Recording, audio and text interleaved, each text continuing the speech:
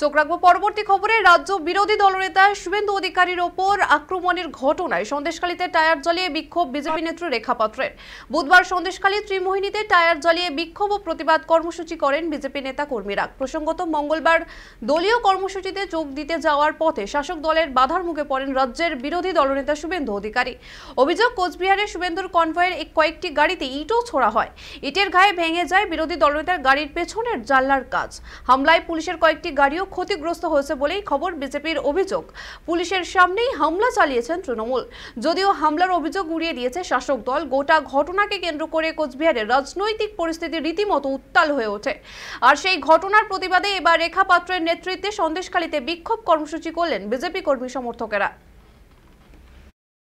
জবাব দাও, জবাব চাই, জবাব দাও। শুভেন্দু দা জিন্দাবাদ, জিন্দাবাদ। হায় হায় হায় হায় হায় হায় হায় হায়। নেতার উপর হামলা হলো কেন? পুলিশ তুমি জবাব দাও, জবাব দাও, জবাব দাও। সাংঘাতিক হামলা হলো কেন? পুলিশ মন্ত্রী জবাব দাও, জবাব চাই, জবাব কেন? পুলিশ মন্ত্রী আমাদের বিরোধী নেতা শুভেন্দু অধিকারী মহাশয়ের উপরে রাজ্যের পুলিশ উপস্থিত থাকাকালে তার উপরে হামলা হয়েছে।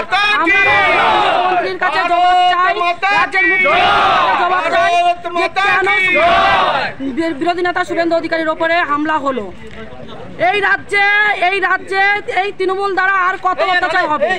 শুধু সাধারণ মানুষ নয়, যে ভারতীয় জনতা পার্টির নেতা নেত্রীদের কোনো ছাড়ছে না। এনারা পুরো পরিকল্পনার সাথে আজকে দাদার উপরে হামলা করেছে। আমরা এর জবাব চাই।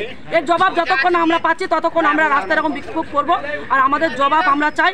আমরা এই মোড়ে মোড়ে আমরা এরকম বিক্ষোভ মিছিল করবো এবং আমরা রাস্তায় এরকম ধর্নায় বসবো।